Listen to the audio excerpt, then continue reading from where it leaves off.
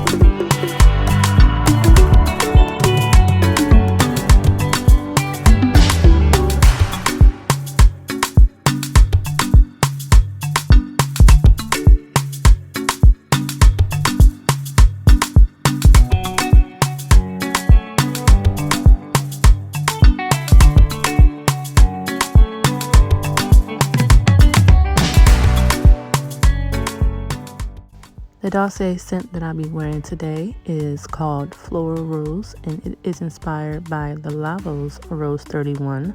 This is a beautiful unisex scent and it lasts me for hours.